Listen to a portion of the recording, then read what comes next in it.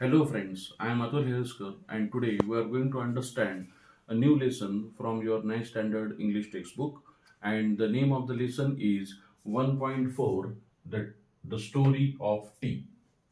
एक चहाची गोष्ट छानपैकी आपण या लेसन मधून समजून घेणार आहोत. So this is very much interesting lesson. So please understand. So please pay attention on page number 18. Let us begin with a question. Can you name the most widely consumed beverage in the world after water? एक छान प्रश्नाने सुरुवात केली आहे रायटरने.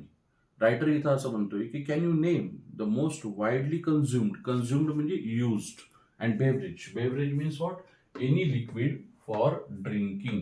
Any liquid for drinking, कोणत्याही पद्धतीचं पेय जे की आपण पिण्यासाठी वापरले जातो त्याला that is called beverage.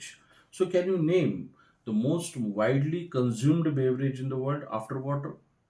We know that we consume water maximum. Okay, आपण सर्वात जास्त पाणी पितो. But after water, which drink we consumed maximum? Okay, can you tell me the name of that drink? Yes, the answer you can get in the next line. Please pay attention.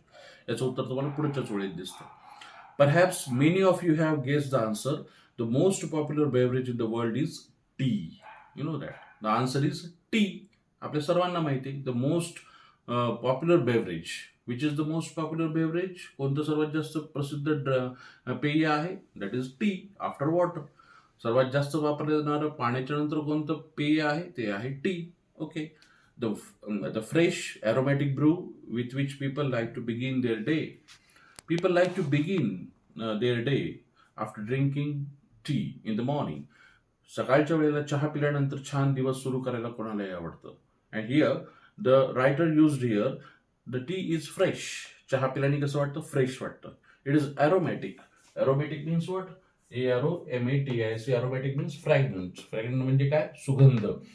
हे सुगंधी पेय आहे.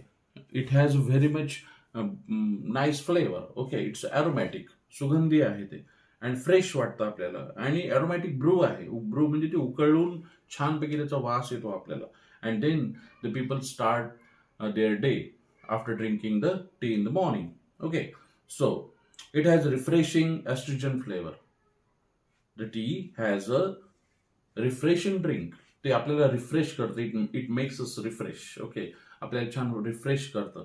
And at the same time it is an astringent flavour. It has a astringent flavour. त्याचा flavour जो आहे तो astringent आहे. Astringent means what? It's a harsh और शार्प, कडक असा त्याचा फ्लेवर असतो. त्याचा जो चहा पिल्याने आपल्याला छान फ्रेशनेस येतो, त्याच्यात एक कडकपणा असतो. Okay, it is a astringent means harsh or sharp आपण त्याला म्हणूया.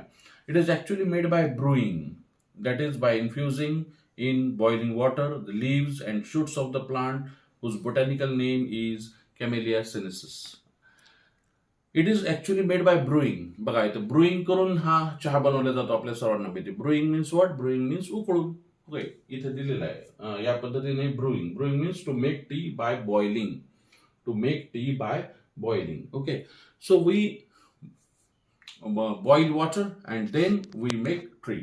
So it is a very simple process. So actually made by brewing, that is by infusing the boiling water, the leaves and shoots. And what we infuse into that boiling water? The boiling water मध्ये आपण काय काय गोष्टी उकळवतो, काय काय टाकतो ते बघूया. त्याच्यामध्ये आपण लीव्स टाकतो म्हणजे पानं. त्याच्यानंतर शूट्स ऑफ अ प्लांट. जे शूट्स ऑफ प्लांट म्हणजे अंकुर, पाणी, त्या झाडाचे जे अंकुर असतात त्याच्यापासून बनवलेली जी पावडर असते. Okay, we use that shoots and leaves into that boiling water. त्या उकळलेल्या पाण्यामध्ये आपण टाकतो. आणि त्याचं जे नाव आहे, what is the botanical name of this tree? The botanical name of this tree is Camellia sinensis. Please underline that name. की याचं नाव जे आहे ते आहे Camellia sinensis. त्या ट्री या झाडाचं botanical name. The leaves are at first dried, cured and processed before they are packed and sold to us. हे जे पानं आहे, हे जे लीव्स आहेत, दे आर फर्स्ट ड्राईड. त्यांना पहिल्यांदा ड्राईड केलं जातं, वाळवलं जातं. देन क्युअर्ड म्हणजे स्वच्छ केलं जातं. अँड देन प्रोसेस, आणि मग त्याच्यावर प्रोसेस केली जाते. So in this way it requires three steps. Okay, after following these three steps, that leaves, okay, is ready for the packing and selling. आणि मगच ते पॅकिंग केलं जातं आणि मगच सेल केलं जातं. So these steps are very much important.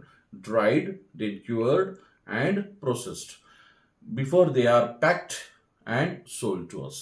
Before packing and before selling. Okay, these three steps we should have to follow. Next, Camellia sinensis is an evergreen plant that grow in tropical and subtropical climate. So this Camellia sinensis means tea plant is an evergreen plant. This is also another feature. अजून एक feature बघा, ही एक evergreen plant आहे, म्हणजे 12ही महिने हे छान हिरवं राहतं. And where does it grow? कुठे कुठे ते उगवतं? हे जे टी प्लांट आहे ते it grows in a tropical and subtropical climate. Tropical means the hot region of the world, म्हणजे जगाचं जे हॉट रिजन आहे, जे उष्णकटिबंध भाग आहे, आणि सब ट्रॉपिकल म्हणजे समशीतोष्ण, म्हणजे थोडं उष्ण थोडं गरम असा जो भाग असतो, अशा भागामध्ये हे टीचं जे झाड आहे ते छानपैकी येतं. So how does where does it that grow? So it grows, it needs a tropical and subtropical climate. Next, the tea plants require at least 100 to 125 centimeter of rainfall a year and prefer acidic soil. आता याला किती प्रमाणामध्ये पाऊस लागतो? So it requires 100 to 125 centimeter rainfall. 100 ते 125 centimetre rainfall it requires, त्याला लागतं. आणि at the same time it requires acidic soil. Acidic soil means it's a low grade soil. कमी दर्जाची जी माती असते, म्हणजे जास्त सुपीक ची गरज नाही. It's a low grade soil. So it requires low grade soil, acidic soil, ज्याला आपण आम्लधारी माती असंही म्हणतो, अशा पद्धतीचं माती याला लागते. Many of the world's best tea estates are located on hill slopes at elevation of up to 1,500 meter. And where does it grow? कुठे उगवतं ते? It grows on a hill slopes. Hill slope म्हणजे hill म्हणजे टेकडी आणि slopes म्हणजे काय? उतार. जे डोंगराचा जो उतार आहे त्या उतारांवर ही उगवते. It grows on hill slopes and it needs elevation. Elevation म्हणजे याला उंची लागते. जमिनीची हाईट खूप उंच लागते. सो त्या उंचीवर हे कधी पण उगवत असतं. It needs elevation up to 1,500 meter. 1,500 meter उंचीवर हे झाड उगवत असतं, म्हणजे याला उंची लागते. समुद्र सपाटीपासून जी जमीन उंच असते त्या ठिकाणी हे झाड उगवतं up to 1,500 meter. It is said that the tea plants grow slowly. हे जे झाड आहे ते स्लोली उगवतं. It grows slowly. Okay, this is also another feature. Please pay attention and acquire a richer flavor at this height. Flavor means what? Taste. त्याची जे taste आहे, त्याचा जो अरोमॅटिक फीचर आहे, हे अतिशय सुगंधी किंवा त्याचा स्वाद जो आहे तो खूप छान असा निर्माण होतो. म्हणून हे सुद्धा एक छान त्याचं फीचर आहे, आपण असं समजूया. When the plants mature, only the top 1 or 2 inches of the plant are picked. जेव्हा हे प्लांट मॅच्युअर होतं, म्हणजे फुल्ली ग्रोनअप होतं, मॅच्युअर मीन्स फुल्ली ग्रोनअप, तर त्याच्या 1 to 2 inches of the plant are picked. त्याचे जे वरचे जे पानं असतात 1 ते 2 इंचाचे, तेच फक्त पिक केले जातात, तोडले जातात. These birds and leaves are called flushes. हे जे बर्ड्स आहेत, हे जे बर्ड्स म्हणजे काय? कळ्या. या ज्या कळ्या आहेत यांनाच फ्लशिश असं म्हणतात. फ्लशिश म्हणजे पालवी. यांना छानपैकी पालवी म्हटलं जातं. हे जे कोवळे जे फ्रेश अशी लीव्स असतात 1 or 2 inches on the top side of the plant, त्या प्लांटच्या सर्वात वर आलेली जी पानं आहेत फ्रेश, त्यांना फ्लशेस असं म्हटलं जातं. A new flush appears on the plant every 7 to 10 days during the peak growing season. And after every 7 to 10 days you can see the newly fresh leaves on the top side of the plant after every 7 to 10 days. प्रत्येक 7 ते 10 दिवसाच्या नंतर तुम्हाला नवीन उगवलेली ही जी कोवळी पानं असतात ते 7 ते 10 दिवसानंतर, विशेष करून कोणत्या दिवसांमध्ये? त्याच्या सीझनमध्ये. विशेष करून त्याचा जो सीझन असतो त्या सीझनमध्ये ही पानं उगवतात. These birds and leaves are called flushes. A new flush appears on a plant every 7 to 10 days during the peak growing season. जेव्हा त्याचा ग्रोईंग सीझन असतो त्या सीझन मध्ये after 7 to 10 days you can get all these fresh leaves. left to grow on its own, the tea plants may actually grow into a small tree. And if we don't cut the tree, okay, so it grows up to a small tree. जर आपण झाड नाही तोडलं तर ते एका small ट्रीच्या height पर्यंत ते वाढतं. Okay, so left to grow on its own, the tea plants may actually grow into small tree. Small tree पर्यंत ते मोठं होऊ शकतं.